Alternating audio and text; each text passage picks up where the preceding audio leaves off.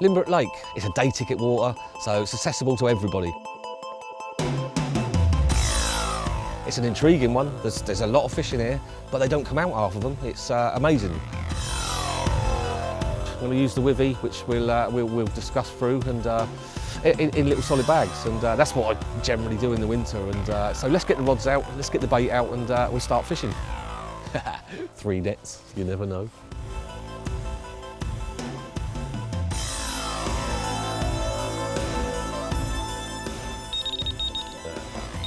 There we go. She's in. That will do.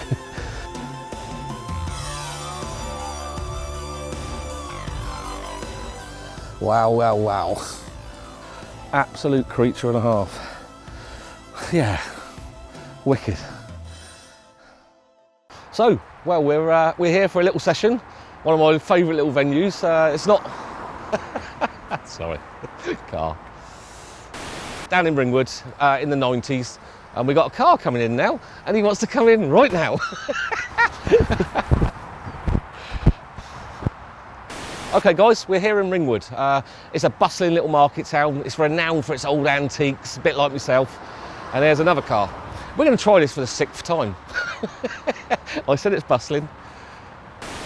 Okay guys, we're here at Ringwood, which is an old sort of market town. It's known for its old antiques, a little bit like myself. I used to fish here, you know, it's one of the hotbeds of carp angling in Hampshire, and I haven't fished it really properly since the 90s. So we're going to a little lake called Limbrook. It's a day ticket water, and this time of year, it's apparently renowned for maggots, which is quite, I like that, you know, the fact that I can use maggot. I'm a bally angler, so something different every now and then. We're still in lockdown.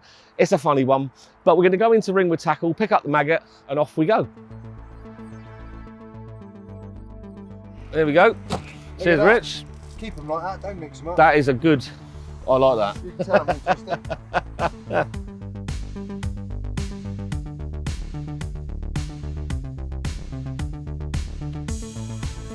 Limbrook Lake, I'd say somewhere between sort of 3.5, 4.5 acres.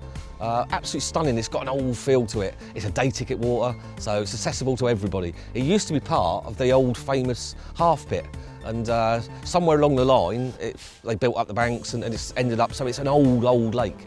It's an intriguing one. There's a lot of fish in here, but they don't come out, half of them. It's amazing. You know, the amount of different strains in here, 7 different strains, and they don't come out, and which is great, because when they do come out, they're pristine, you know. And yeah, fantastic place to come and fish.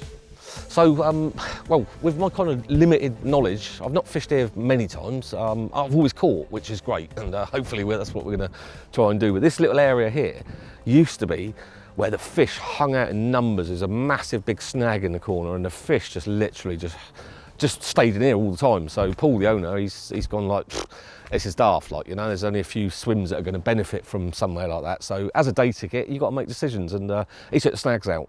It's, you know, if you've got inexperienced anglers, no disrespect to them, they're not used to fishing snags, and fish were getting lost, like, you know, and let's not put fish through that. So this area, I think in the summer, would be a good one, and I think they still come here as a haunt, but we're going to walk past and keep going, have a look, just see what takes my fancy.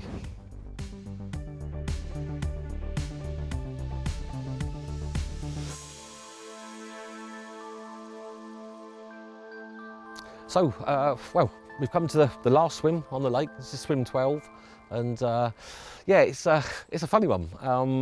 I've come down in this sort of the shallow part, and as you can see behind me, there's a whole sort of snag line. I know it's undercut and whatever, but there's a snag line there, and I've seen fish fizzing, and you know, it's not something I would normally do, is fish the sort of shallower part of the lake, but it's not a deep lake anyway, so these fish are used to that. It's going to influence my decision, I think, because seeing what I've seen behind me, I'm going to have a little walk along the tree line now, and just see whether they are, you know, they look like carp, they're actually fizzing, and so that might influence where I'm going to go. Been told, you know, by the owner, there's a swim across the other side that's done a load of bites. It's a funny one. I tend to go against the grain. You know, if I think, wow, if somewhere's been battered, I tend not to go in there. If someone says use a yellow pop-up, I'll use a pink one. I'll use a white one. It's just something I've always done. You know, go against the grain, and it's served me well. Sometimes I've had to go with the grain. You know, sometimes you have to admit defeat. But we're gonna have a little look along the just behind me there. We're gonna have a little look along the. It's a closed off. You know, there's no swims along there, so it should be, fingers crossed, my decision made.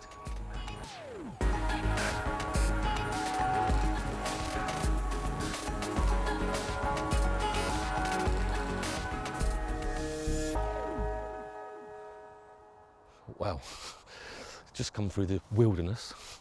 Feel like Ray Mears, and yeah, it's got to be decision made. It's look at this canopy here, and this is where I've seen the fish fizzing, without sort of coming round, but it's got a little smell in the air. I can smell fish, and I'm trying not to be too loud, but I think I'd be silly not to have one along this tree line.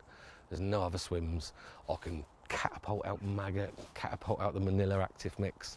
And yeah, I think that's one rod taken care of. Yeah, quite happy with that. I think that's definitely decision made.